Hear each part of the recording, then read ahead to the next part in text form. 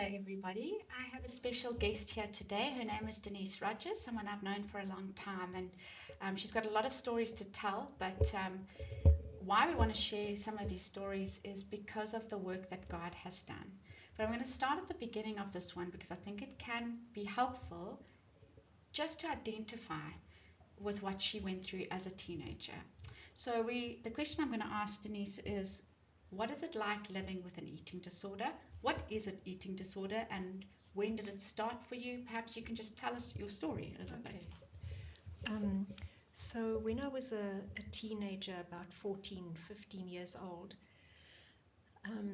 I was doing ballet, and my ballet teacher was longing to go on to points, and some of the girls were going on points, and she told me I was a bit too overweight to go on points. Wow. Okay. So obviously that was devastating. I mean, every little girl wants to be a ballerina at some stage in their lives. And then, I grew up in a home where there wasn't a lot of love demonstrated. There wasn't, I had a very strict father who expected perfection, or so I thought. And I'm myself a bit of a perfectionist. So all those things didn't help. But I do want to say this, that it was a choice that I made, a bad one. But it's a choice that you make to go down that road, and it's a terrible road to go down. The first time I binged and purged, that it wasn't an accident.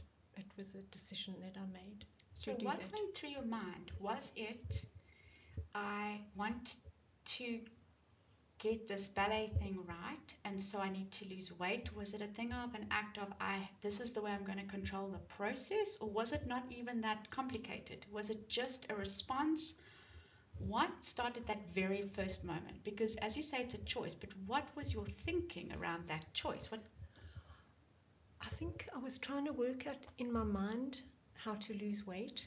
Okay. So it did start there. Okay. And then, how was I going to do that?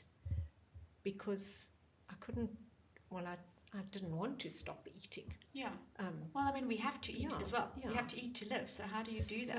And our house, my mom was a baker. There was always biscuits and cakes and everything in our house. And, my dad had a sweet tooth. He had chocolates and things lying around, and it was so easy just to do that. I don't even know how I started. Maybe one day I just ate too much and thought, oh my word, now I'm going to be so fat.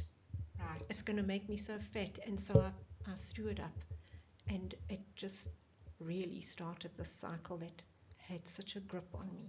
So you think when you've done it once, there's this thought of, I got away with that because I overate, which I shouldn't have done, but actually now I have a way to control that. Yes. So I can do it again. Yes. So the next time I overeat, I can do this again because it solves the thing that I want to achieve, which is to not get fat. Yes. And you think that's really... I think that's what it was. What it was. Basic as that. And in those days, I mean, I suppose there wasn't as much information on, how to eat a healthy diet, how to manage things in a bit of a more wise way, or look at it for an alternative. No. And you didn't at the time ask your mom or anything and say, I need to lose 2 kilograms, or you didn't really have a plan. It was more internal, and you don't remember? Do you know that I hid it from everybody.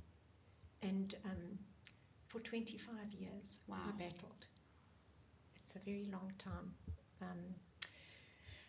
And through that I got married, I had my children. And nobody knew.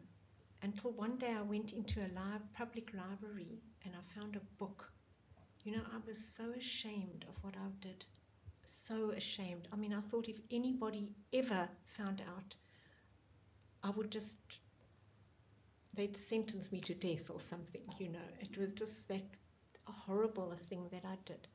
And I found this book in the library on bulimia, and I had found out somewhere along the line that this is what it's called, Had a name. that it had a name. Mm. And I couldn't believe there was a book in the library. I was actually ashamed that that book was in the library, because it was such an awful thing to do. But that book started me on my road to healing. To recovery. Yeah. I'm going to leave it there and we're going to carry on with another one. Stay tuned.